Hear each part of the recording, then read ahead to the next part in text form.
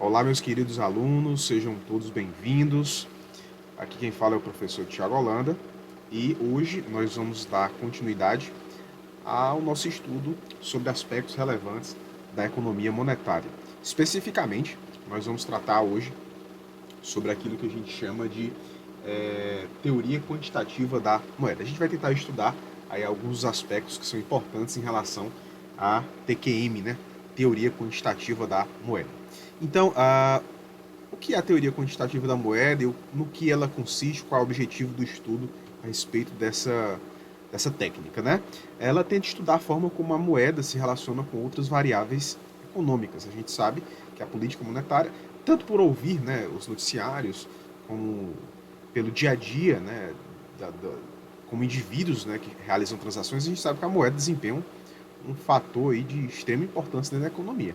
E a TQM, né, a teoria quantitativa da moeda, ela tem como objetivo tentar estudar como isso vai acontecer, né? Como é que isso vai se concretizar, como é que essa influência da moeda sobre as outras variáveis econômicas vai acontecer. E a principal explicação para o modo como a moeda afeta as demais variáveis é principalmente no longo prazo.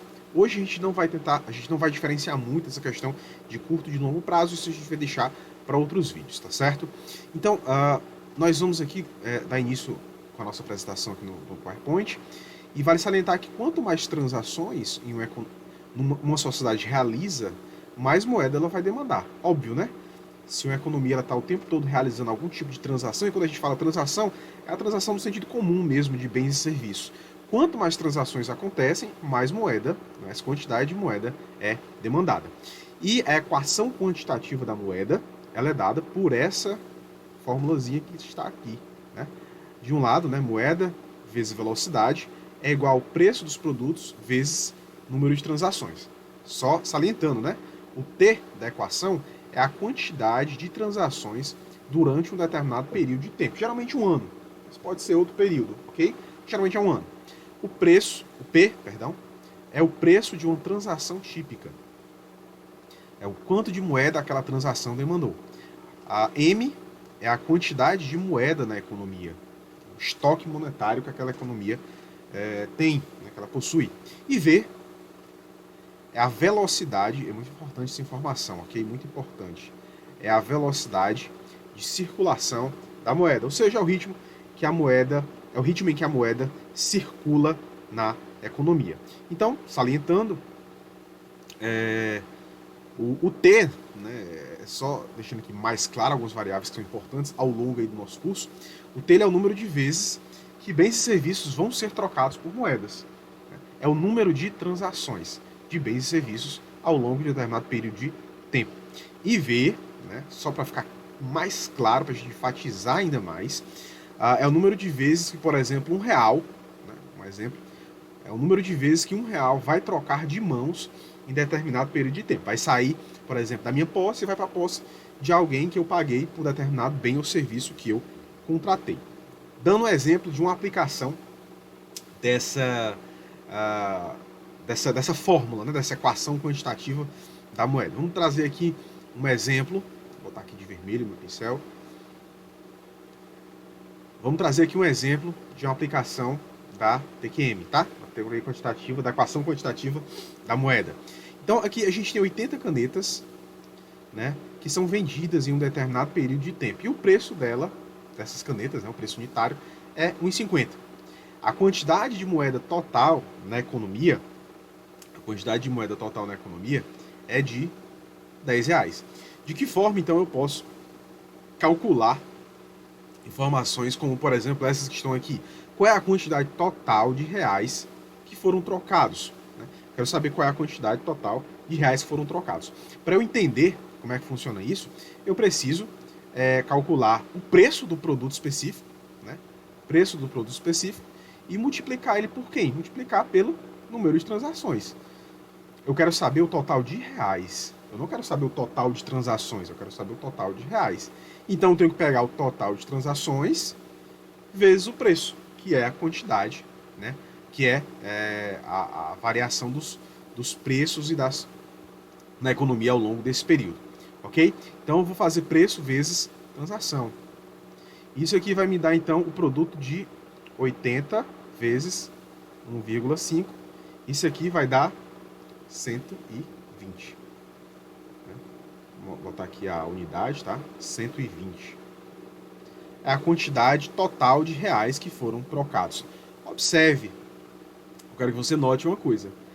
O estoque monetário é só 10 reais, ou seja, o total de moeda que existe nessa economia é somente 10 reais. Mas devido à troca de mãos, né, a troca de mãos que a moeda tem, né, um real que estava com você foi para outra pessoa e assim sucessivamente, devido a essa troca, né, essa moeda meio que, entre aspas, multiplicou. Então, totalizando, né, o número de circulações que essa moeda teve, a gente vai encontrar 120 reais. Beleza? E para eu saber quantas vezes a moeda precisou, né, se um real, por exemplo, que você tinha, quantas vezes ele precisou mudar de mãos ao longo desse período de tempo, para que ele pudesse totalizar esse valor de 120 reais. Aí é muito fácil. Eu quero calcular então a velocidade, concorda?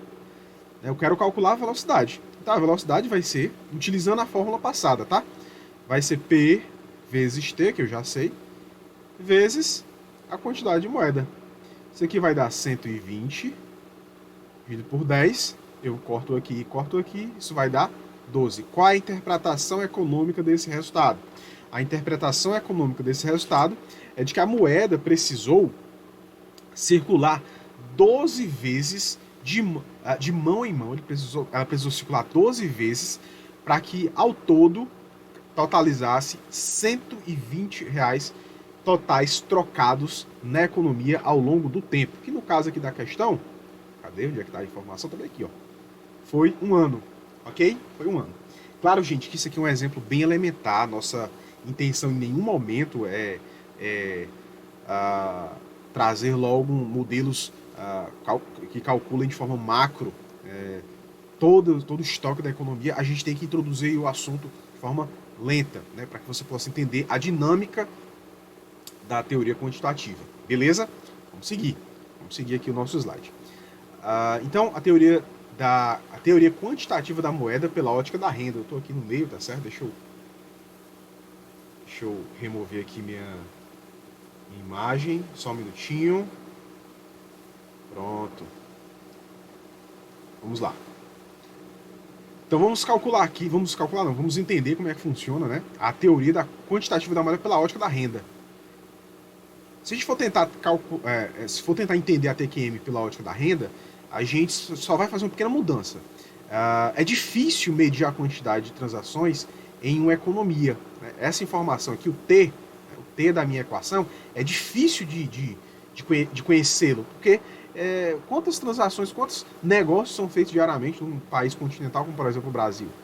Números. Então, existem negócios que são, por exemplo, ilegais, né? Existem negócios ilícitos, transações no mercado, por exemplo, informal, e nem sempre o governo tem como saber um número total de negócios que são feitos. Então, acaba que ficando difícil você medir, se aproximar essa variável aí da realidade. Então, a gente decidiu, né, os economistas decidiram substituir o T da equação pelo produto total da economia, Y. Y, pessoal, no caso, é essa informação importante aqui, é o PIB real. Okay? Em outras aulas a gente explica o que é o PIB real e o que é o PIB nominal. Não vamos nos deter nisso agora. E a fórmula vai ficar assim, exatamente como já estava antes, né? Só que mudando aqui o T pelo Y. Ok? Tá claro? Pessoal, fazendo aqui uma pequena mudança, uma pequena manipulação algébrica, né? Vamos trazer para cá, né? Fazer uma pequena modificação algébrica, eu posso chegar aqui a esse resultado, a essa formulação aqui, y sobre v. Concorda? Se eu jogar aqui o p para esse lado, o v para esse outro, eu vou chegar aqui a... Deixa eu apagar só esse p que ele está um pouco... Eu vou chegar a essa formulação, né? M sobre P é igual a Y sobre V. Ok, professor? Mas por que isso é importante? Por que o senhor está trazendo aqui essa manipulação? Foca, por enquanto, aqui no M sobre P. O que é que ele é, professor? Vamos aqui entender, certo? Vamos aqui entender. Deixa eu voltar aqui para o vídeo. Só um minutinho. Vou voltar aqui para o vídeo, pessoal. Pronto. Então vamos tentar aqui entender no que consiste. Esse M sobre P, né, esse M, ficou no outro slide, deixa eu repetir aqui. Esse M sobre P, a gente chama ele de encaixes monetários reais. Professor, o que são encaixes monetários reais? Eles medem o poder aquisitivo do estoque monetário. Eles medem o poder aquisitivo do estoque monetário. As pessoas, quando a gente fala em demanda por moeda, a gente fala de demanda por encaixes monetários reais, ou seja, o quanto as pessoas desejam de moeda para poder efetuar suas transações do dia a dia. Então, esse é o significado desse termo que a gente chama de estoques monetários reais. Porque essa variável vai me dar informação a respeito do quanto eu posso comprar com o estoque monetário que eu possuo. Então vamos aqui usar como exemplo aquela mesma informação, né, daqueles dados que a gente tinha utilizado da teoria quantitativa da moeda. Né? Você lembra que lá que o M, né, o estoque monetário, era 10. E o preço do produto era 1,50. O exemplo das canetas, ok? Como é que é o encaixe monetário? Como é que calcula o encaixe monetário real nesse caso? Muito, muito, muito simples. Lembre-se, é M sobre P, que é 10, né, sobre 1,5. Isso vai me dar aproximadamente 6,6. Professor, né, o que é que isso significa? O que é que isso significa? Só apagar aqui, ficou meio poluído. 6,6 significa que com o estoque monetário que eu tenho, né, de 10, com esse estoque monetário que eu tenho de 10, significa que eu posso comprar 6,6 canetas, ok? Com estoque monetário de 10 reais e o preço de 1,50, então eu posso comprar, o meu poder aquisitivo, lembre-se, é isso que o encaixe monetário real calcula, ele vai me possibilitar, então, comprar aproximadamente, claro que 6,6 não é uma quantidade verdadeira, né? Não existe 0,6 canetas, mas só para você entender como é que funciona a dinâmica do encaixe monetário real. Ok? Tá claro? Então vamos aqui entender como é que funciona. Deixa eu colocar aqui meu pincel da cor azul novamente. Então, é interessante derivar de todo esse conhecimento que a gente está tendo a função da demanda por moeda. Né? Função da demanda por moeda. E essa função de demanda por moeda é uma equação que apresenta os determinantes, né, as variáveis que são determinantes, da quantidade de encaixes monetários reais que as pessoas desejam manter. Né, que as pessoas desejam manter. E qual é a fórmula, né, qual é a expressão da demanda por moeda dentro desse contexto? Eu vou colocar M sobre P, aí eu vou colocar entre parênteses um Dzinho aqui, para você entender que é a função de demanda, e eu vou colocar aqui KY. Professor, de onde surgiu esse K? Calma, pessoal. Não é difícil, tá? Vamos voltar aqui naquela primeira manipulação que a gente tinha feito. MP, Y, V, certo? YV. YV. Pessoal, você concorda comigo que eu posso escrever esse lado aqui da equação? Você tá vendo? Ó? Esse lado aqui da equação, eu posso calcular dessa fórmula aqui, 1V sobre Y. É uma forma válida, né, matematicamente válida, de apresentar essa mesma equação. Se eu fizer 1 igual a V igual a K, eu vou ter a minha fórmula desse jeito, dessa forma. MP é igual a K sobre Y. Beleza, professor, entendi de onde é que veio o K. Mas por que esse K ele é interessante? Esse K ele é uma constante, né, que ele vai me dizer o quanto, a proporção de cada real que as pessoas desejam manter. As pessoas desejam manter, as pessoas desejam economizar muito da sua renda. Esse K ele vai me dizer qual é a proporção desse desejo por parte das pessoas, ok? Ele vai medir essa informação. Isso significa, eu vou colocar aqui na cor verde para a gente destacar e diferenciar.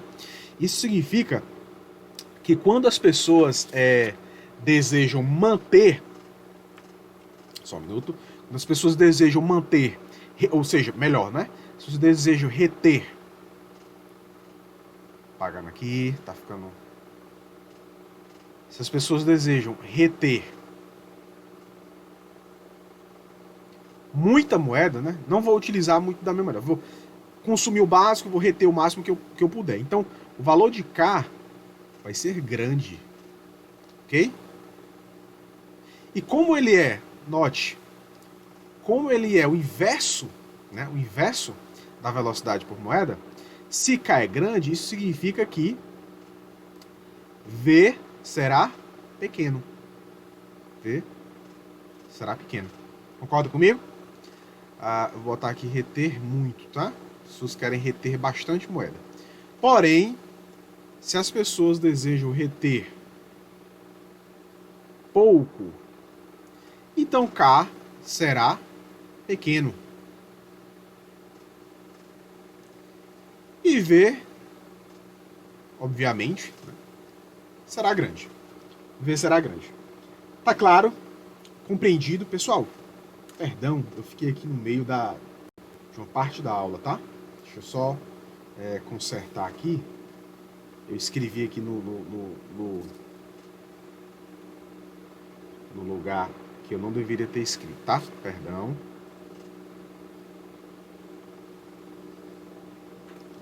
Não consigo tirar, tá certo? Não consigo tirar, então o que eu escrevi aqui, ó, que você não consegue ver, porque eu tô no meio, foi só isso aqui, tá? 1 sobre V é igual a K, ok? Foi só isso que eu escrevi. Beleza? Tava bem aqui e a minha imagem ficou no meio, perdão. Mas vamos dar continuidade aqui à nossa aula, ok? Perdoem um youtuber iniciante. Vamos lá, vamos seguir. Então tá claro, ok? O K ele vai representar então essa proporção, essa constante que vai me informar o quanto as pessoas desejam reter de moeda. Beleza? Tá claro? E, para finalizar, eu quero apresentar para vocês uma das premissas mais importantes da TQM, da teoria quantitativa da moeda, que é a premissa da velocidade constante. Pessoal, a velocidade da moeda, para o nosso modelo, ele é constante. É claro que isso não tem uma correspondência 100% com a realidade, né? A gente não pode dizer que, na realidade, a velocidade da moeda é constante. Mas nós podemos fazer essa adaptação para o modelo e isso facilita muito, né, os cálculos de demanda por moeda e o resultado permanece uma aproximação da realidade. Então, no caso, né, do modelo da teoria quantitativa da moeda, né, a gente, inclusive, geralmente costuma escrever o modelo, né, escrever a equação dessa forma, né, M, deixa eu só apagar aqui, M vezes, né, V barra é igual a P Y. E o V barra significa exatamente, né, você conhece aí da matemática, da física, de outras ciências, que o V barra significa exatamente uma variável constante. Ok? Então, é uma aproximação da realidade. Torna muito mais fácil os cálculos de demanda por moeda e permanecem com resultados que se aproximam da realidade. O Mencken, no livro Macroeconomia, ele vai dizer que o surgimento dos caixas eletrônicos, né, onde você pode aí sacar dinheiro tanto nos bancos, evitando filas demoradas e filas muito grandes, como você pode também sacar aí em supermercados, farmácias. O surgimento desses equipamentos, que nem sempre existiram, obviamente, ele permitiu uma redução de K. Uma redução de K e necessariamente o aumento da velocidade de moeda, porque as pessoas agora têm mais facilidade por demandar essas moedas. É um exemplo que ele dá para tentar clarear, né, para tentar clarear que isso acaba, alguns momentos específicos, a velocidade ela vai sofrer alguns choques. Então, no caso, por exemplo, dos caixas eletrônicos, ele foi um choque na velocidade, ou seja, ele permitiu que ela aumentasse, né?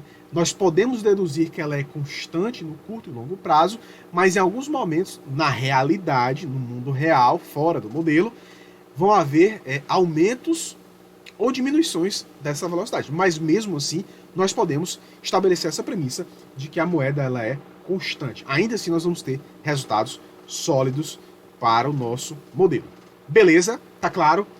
Todo mundo pôde entender isso aqui. Nós vamos aprofundar isso ao longo de outras aulas, também trazendo alguns exercícios aí para tentar deixar esse conteúdo um pouco mais claro para vocês. Beleza? Eu desejo, então, a todos um bom estudo. Espero que tenha sido proveitoso esse momento. E qualquer dúvida, deixa aí nos comentários, manda uma mensagem. Enfim, bons estudos, pessoal, e até a próxima.